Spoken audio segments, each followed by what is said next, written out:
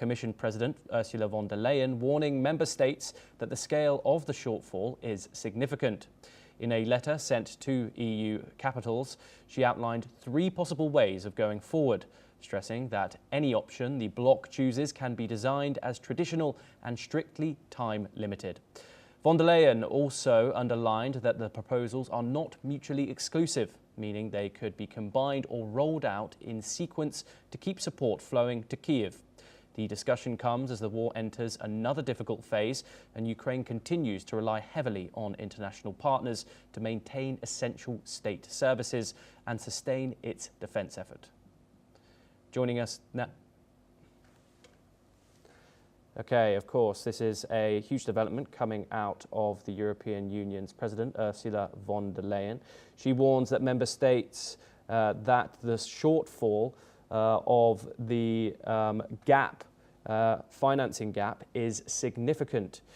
In a letter she sent to EU capitals, she outlined 3 ways of going forward, stressing that any option the bloc chooses can be designed as transitional and strictly time-limited. Ursula von der Leyen also underlined that the proposals are not mutually exclusive, meaning they could be combined or rolled out in sequence to keep support flowing to Kyiv.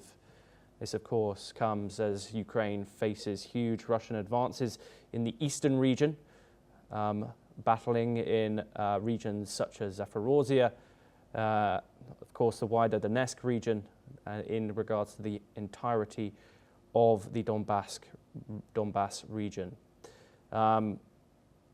Ukraine, of course, heavily reliant on European support. Ukrainian President Zelensky currently in Paris, set to meet with French President Emmanuel Macron, hoping to make a deal in order to get further air defences in order to help the Ukrainian war effort. And so we will bring you all that and more coming up later. However, right now, this letter from the European Commission President Ursula von der Leyen clearly shows the stable support that Western allies, especially the European Union, have shown Kyiv and President Zelensky. Ben Aries joins us now. He's a journalist and he joins us live from Berlin, and he's here to give us some further insight on this topic. Ben, it's always a pleasure to talk to you here on the programme. Thank you very much for joining us. First of all, European Commission President Ursula von der Leyen has warned that this financing gap is significant. Do we know how large this gap actually is and what risks Kyiv faces if this money doesn't arrive soon amid these escalating offensives from the Russian military and, of course, an approaching winter? It's very significant indeed. The estimates for this year vary somewhere between 8 and 19 billion, depending on the military spend. And the IMF said in September that for next year it's going to go shooting up to 65 billion. That's without that money, Ukraine is facing an economic collapse.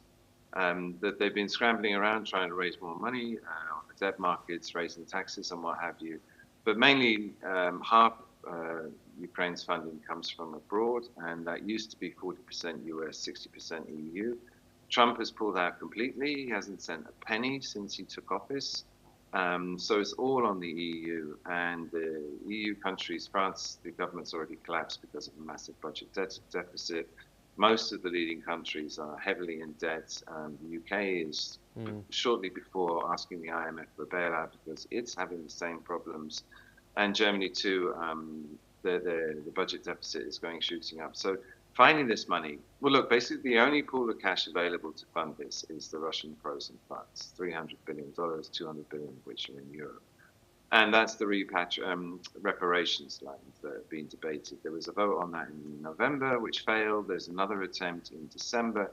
But von der Leyen said last week that she has a plan B, which is basically for EU members to make short-term, quote-unquote, bridge loans. In other words, they're going to borrow the money themselves or draw on their own budgets, taxpayers' money, but nobody's happy about that either.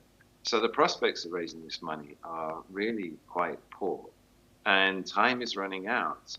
So the economists are saying if more money is not found very soon, then somewhere between February and April, Ukraine is facing a budget crisis where it will be unable to meet salaries, it will be unable to keep the government functioning without, it'll have to renege on all of the obligations it has to the international donors who lent it money as opposed to giving it money. And it'll become extremely severe. So this is what Zelensky's doing this week. He's touring Europe, and basically he's asking for more air defense because of the missile barrage that's going on, destroying Ukraine's power sector, and he's asking for more money. And Ben, of course, as you've mentioned there, the West is considering using Russian frozen assets for Ukraine's rebuilding. Now, some say this is against international law. What kind of what's the likeliness of a deal like that going through? It's not likely at this point. The Belgian government, in particular, because most of the money is coming Euroclear in Belgium, and they're afraid that it's never been done before. You can freeze money. Central bank money has been frozen in many different conflicts, such as the Iraq War. But then it technically still remains the property of the Central Bank of Russia in this case. And to actually seize it and use it has never been done before. The Kremlin's calling it theft. And what they'll do is they'll go to court, and the chances of them winning under international law are extremely high because you can't appropriate this money unless you declare war on Russia. In that case, you can take the money. But of course, no one in Europe is prepared to declare war on Russia. So without that declaration, it makes it almost impossible to take this money, which is why von der Leyen has just floated this plan B, because it looks like the effort to seize that money is going to fail. Yes, and Ben, member states have very differing political climates right now. How realistic is it that EU capitals will agree on this united funding mechanism? Well, that's almost impossible to get through as well, because it's an EU decision, which of course means that everybody in the EU has to vote to approve it. And Orban in Hungary in particular, but not only Fico in Slovakia, have also said there's no way that we're going to approve using EU taxpayers' money to fund a war in Ukraine, which is not a member of NATO, it's not a member of the EU, basically it's got nothing to do with us. And we need that money to build hospitals, roads, schools, what have you. And so with their veto, getting this approval through is going to be extremely difficult, which again comes back to von der Leyen's plan B, where she's suggesting that individual countries do it on a sovereign basis rather than as an EU thing. And by doing that, then you sidestep the veto issue because individual governments can make their individual decisions. And that's her plan. Yes, Ben, Aries, thank you. Do stay with us.